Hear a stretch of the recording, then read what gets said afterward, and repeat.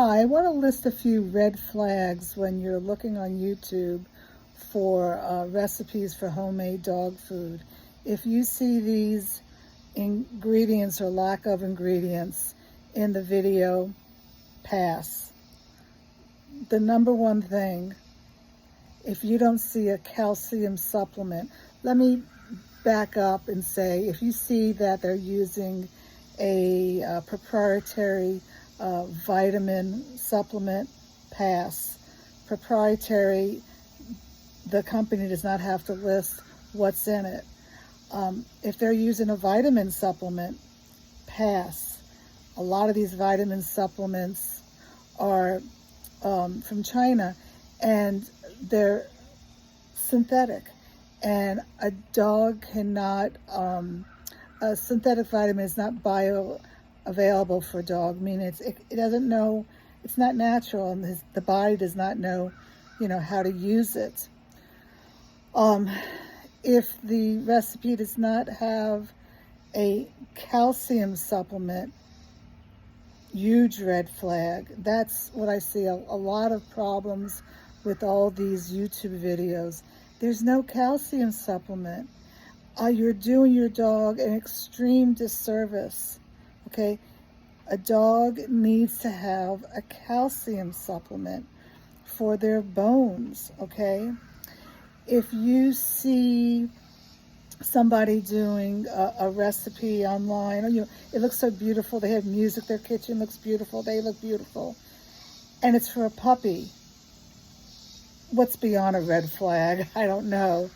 Nobody should be doing a home cooked recipe for a puppy, okay? That needs to be done by a qualified nutritionist. And you really should not be home cooking for your dog until it's a certain age. I would say for a small dog, it should be 1 year old, and for a larger dog, it should be 2 years old. And why is that?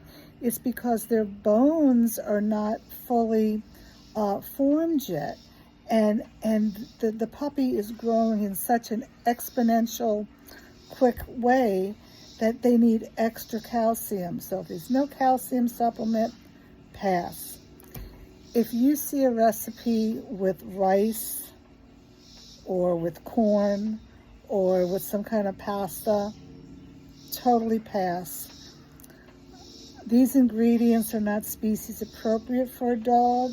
These ingredients are high in carbs. There is no nutritional need for dogs to have carbs, okay? All that is a filler. It's a cheap filler, and it serves no purpose for your dog.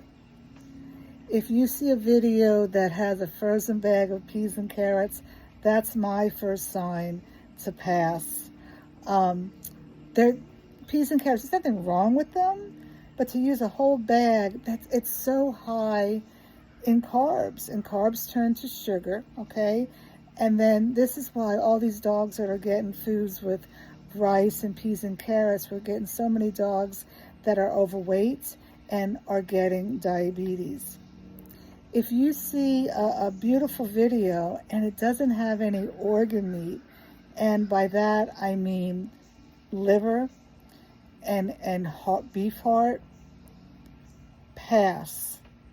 And because they need that, the organs, there's so much nutritional value in the organs, and you got to be very, very careful with the liver.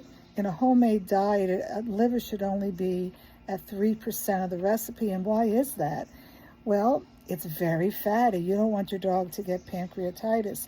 Pancreatitis is when dogs have too much fat, and you're going to see it all over your house. It's going to be a mess, and it's going to be a mess for a long time. And some dogs don't ever get better. They always have pancreatitis once they have an attack.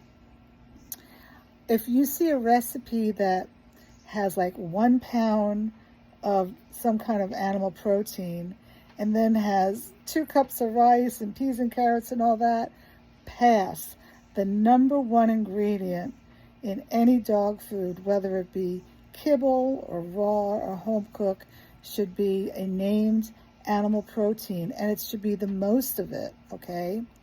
So let's pretend you're doing a recipe of 16 ounces, which is 1 pound of ground beef.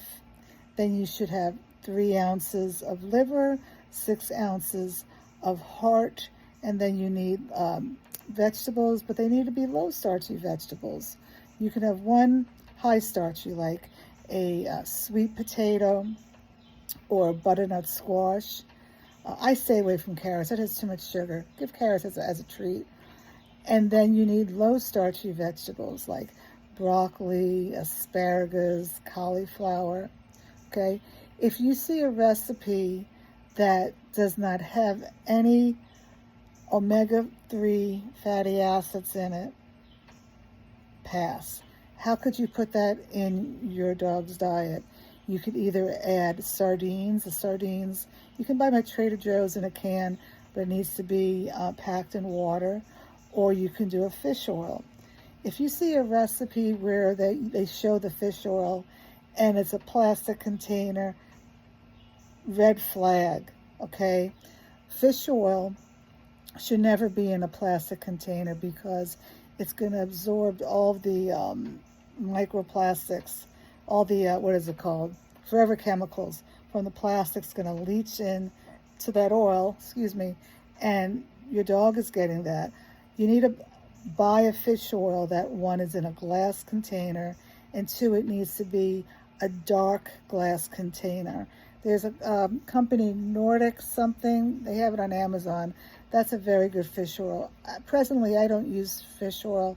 I just give my dog sardines once a week, and I do rotate with other oils. I do hemp seed oil, flaxseed oil, MCT3 oil, and extra virgin olive oil with their food.